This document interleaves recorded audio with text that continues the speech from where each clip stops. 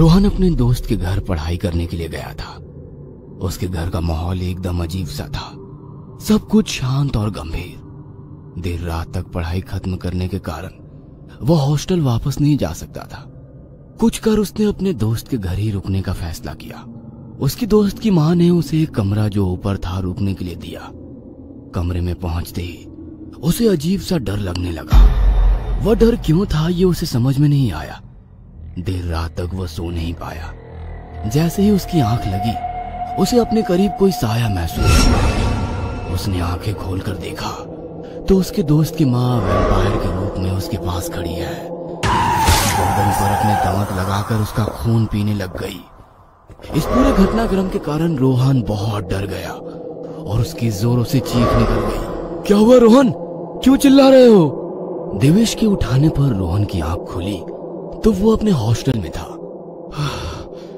इसका मतलब ये सपना था। सपना बड़ा ही डरावना था यार। अरे क्या हुआ बोलो ना। कुछ नहीं यार, एक सपना देख रहा था, अब बिल्कुल ठीक हूँ। कहा था ना सोते समय भूत की फिल्म मत देखा करो, मगर तुम मेरी सुनते ही नहीं हो। अब डर गए ना, सो जाओ चुपचाप, सुबह हमारी क्लास है। अगले दिन रोहन पूरी तरह नॉर्मल था। पूरे दिन स्कूल की एक्टिविटी में व्यतीत हुआ। रात को थक कर जैसे ही उसने बिस्तर पर अपनी आंखें बंद करी, कुछ देर बाद उसे वापस वही सपना आने लगा। डर के कारण दोबारा उसकी चीख निकल गई। क्या हुआ? देवेश फिर वही कल रात वाला सपना।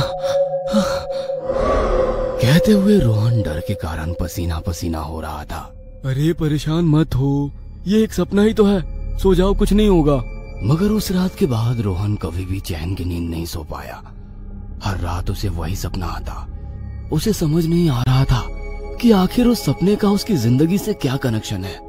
वही डरावना सा घर, वही कमरा और वही उसकी माँ वैम्पायर बनकर उसके सामने खड़ी होती थी। कुछ दिनों के बाद उसकी क्लास में एक रवि नाम का लड़का पढ़ने आता है। देवेश और रोहन उसके अच्छे दोस्त बन जाते हैं। एक दिन रवि उन दोनों को अपने घर पर बुलाता है। देवेश किसी कारण से नहीं जा पाता है। रोहन जैसे ही उसके घर पहुंचता है वह हैरान रह जाता है, क्योंकि वह वही घर है जो वो हर सपने में देखता था। लगता है आज सपना हकीकत बन जाएगा। आज की रात मेरी जिंदगी की आखिरी रात है। मगर जो कुछ भी हो, उस सपने की तह तक पहुंचना है तो घर में तो जाना ही होगा। डरते हुए रोहन रवि के घर के अंदर जाता है। अंदर पहुंचकर रोहन रवि के परिवार से मिलता है, लेकिन वो तो सपने के परिवार से उल्टे थे। रवि का परिवार हंसमुख और मिलनसार था। कुछ देर बाद सब लोग खाना खा लेते हैं और रोहन बहाना बनाकर उसके घर में रुक जाता है। रोहन को रुकने के लिए वही ऊपर का कमरा मिलता है। रोहन उस कमरे में जाता है तो सामने वही औरत की फोटो लगी थी जो उसे सपने में नजर आती थी। वह तस्वीर उतार कर देखता है तो उस पर रति बाला लिखा था।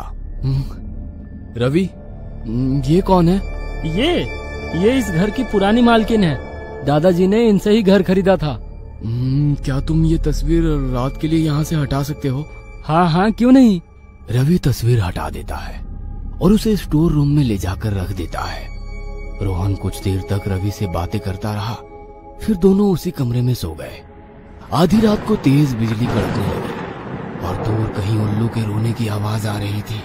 बिजली की गड़गड़ाहट से रोहन की नींद खुल गई तो रति बाला उसके बिस्तर के पास खड़ी थी।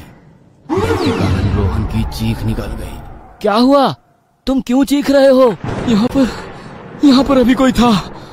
रवि ने चारों ओर नजर दौड़ाई पर वहाँ पर कोई नहीं था। शायद तुम्हें वहम हुआ होगा।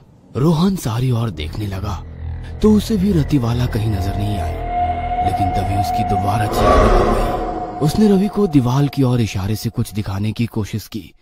सामने का नजारा देखकर रवि भी चौंक गया। रति वाला की तस्वीर वहीं पर टंगी हुई थी। उन्हें समझ नहीं आया कि जो तस्वीर वे लोग स्टोर रूम में रखाए थे तो वापस ऊपर कैसे आ गई। दोनों सारी रात सो नहीं पाए। रोहन ने अपने लैपटॉप खोले और रतिबाला के बारे में सर्च करने लगा। अचानक उसकी निगाह गूगल पर रतिबाला की तस्वीर पर गई। वहां पर लिखा था रतिबाला एक नर पिशाच। वहां पर उसके बारे में सिर्फ ऐसा लिखा था कि बिहार के पटना के पास एक छोटे से गांव में रतिबाला नाम की लड़की रहती थी। शुरुआत में तो वो बहुत नॉर्मल लगती थी, मगर धीरे धीरे गांव के लोगों में चर्चा होने लगी कि उसके ऊपर किसी बुरे साये का प्रकोप है। उसके हम उम्र बच्चों ने उसे कई बार कुत्ते बिल्ली या फिर जिंदा मुर्गे को खाते हुए देखा था। गांव के लोगों ने जब उसका विरोध करना शुरू किया तो वो वहां से गायब हो गई। इससे ज्यादा उसके बारे में कुछ नहीं लिखा था। रोहन ने उसके बारे में जानने का फैसला लिया। वो उसके गांव जा पहुंचा। गांव पहुंचने पर भी जितना उसे नेट पर पढ़ने को मिला था उतना ही वहां के लोगों को पता था। इससे ज्यादा किसी को कुछ नहीं पता था। ये रतिबाला और मेरा क्या संबंध है? वो मेरे ही सपनों में क्यों नजर आती है?